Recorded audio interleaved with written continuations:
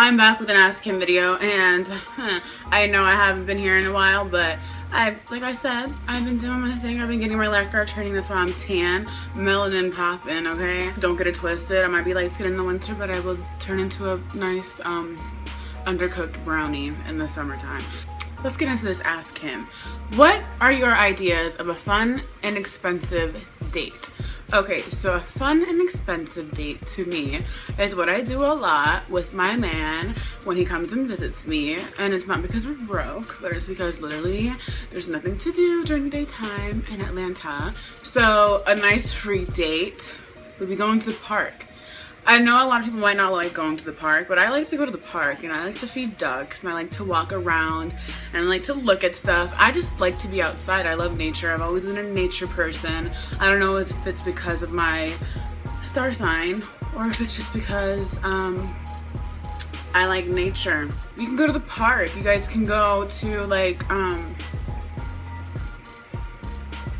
trying to think about free in America. I know a lot of people always think like Netflix, when someone says like, oh, come over and chill, let's watch some movies, that it means something else, but you know, sometimes people actually mean what they say. Okay, Cam, you seem like a strong girl when it comes to guys and putting them in their place. How do you do it? How do you stop someone from walking all over you? Okay, just have a little bit of self-respect for yourself, you know, just know what you're worth, know what to tolerate, know what not to tolerate, and just go by that. So let's say let's say you catch your man cheating on you or something. Oh, you know, let's not even go that far. Okay, so let's say he like, I don't know, catches an attitude with you or something, and he's like, you shut up, you bitch, or something like that, you know?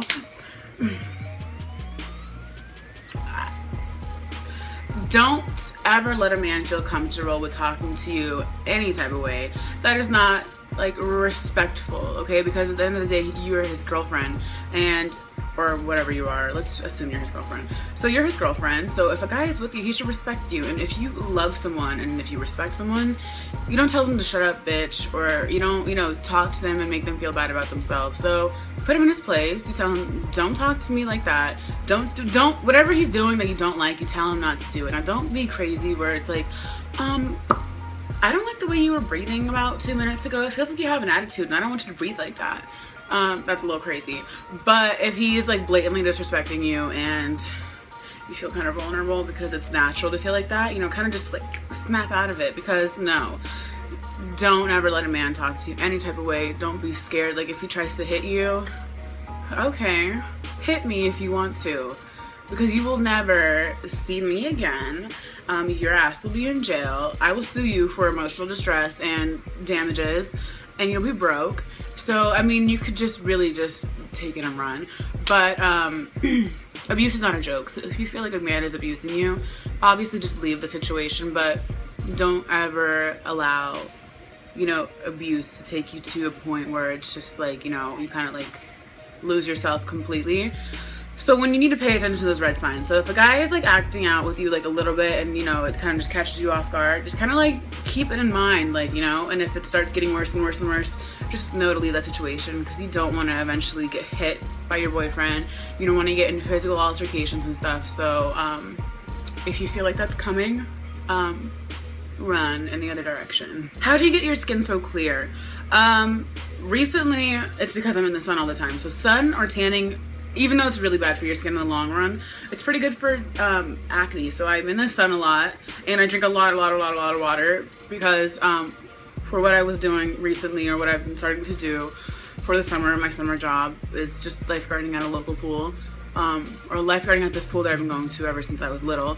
So what I do is I just drink a lot of water, and it's cleared up my skin a lot, to the point where I don't have to wear foundation anymore. I'll just wear concealer over some of the spots that I feel need a little extra touching up. Any tips on dealing with body shaming? I'm really skinny and tall, and a lot of people make fun of me for it. I want to gain weight, but I literally can't because of my fast metabolism. So I don't know if a lot of you guys know this, but I recently started a blog. It's called Thick Girls Club, and I'll put the link to it below on Instagram and stuff, but it's just pretty much a body positive blog, Instagram, whatever, just where people can submit pictures that, you know, and just give like a little story as to why they were insecure about, you know, what body part that they're insecure about, and, you know, why they have grown to love it. It's just kind of like a motivational page for people to come and just discuss their insecurities or flaunt their flaws and just, you know, own them and just live with them and being yourself. So I started this blog personally because I've always had a body image issue. I've never been fully happy with my body. I've always been gaining weight, losing weight, being happy with my weight, not happy, people telling me that I need to lose weight, people telling me that I need to gain weight, people telling me that this part isn't good enough or this part is small, or, you know. So I've always been kind of like, okay, like what do I need to do? And then I just realized, like, everyone's always going to have something to say, regardless if it's positive or negative.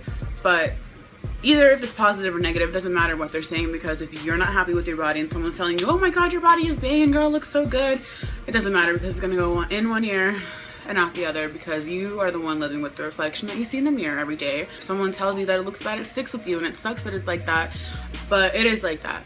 So I stopped listening. You know, if someone says they like my body and they like the way that I look and they think that they, you know, they love my body shape or whatever, that's beautiful, I love it.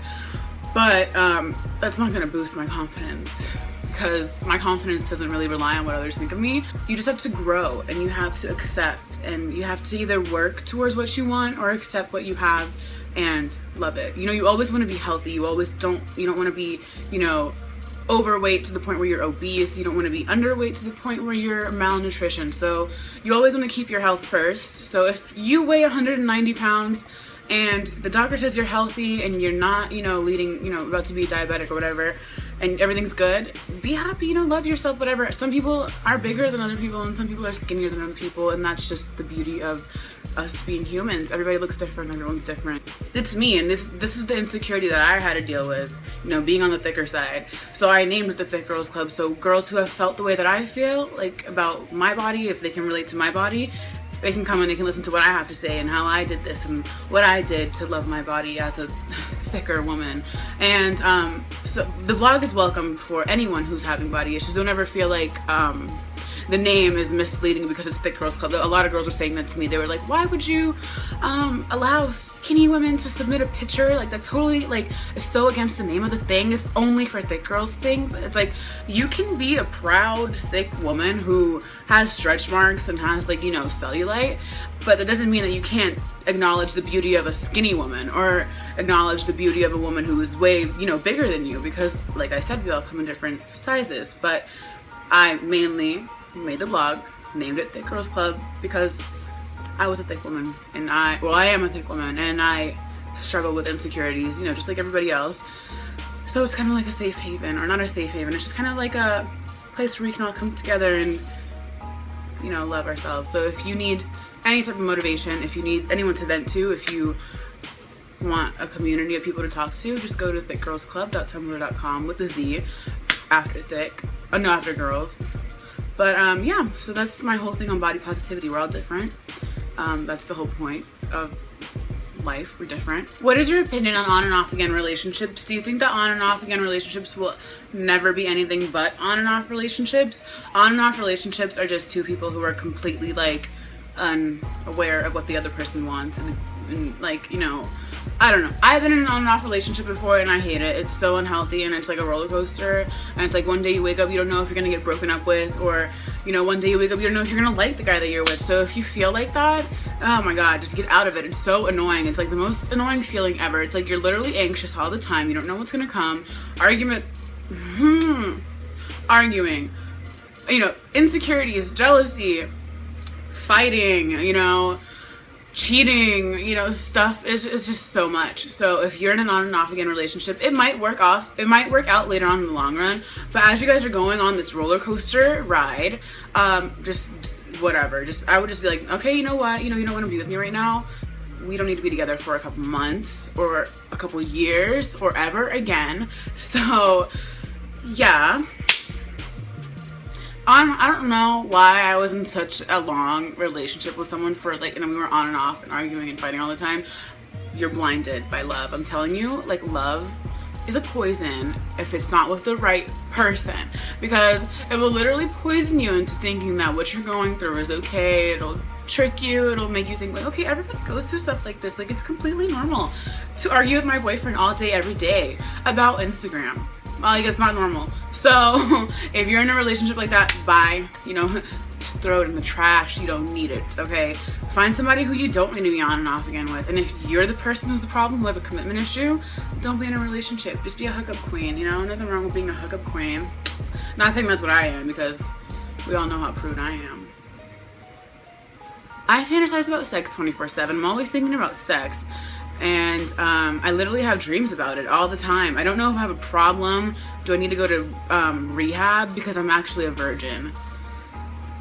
Okay, it just sounds like you're curious about sex, so I don't know what to tell you. Until you have sex, I can't really tell you anything. I mean, it's completely normal to fantasize about sex. I mean, hello, we're human beings. That's what we do sometimes, you know?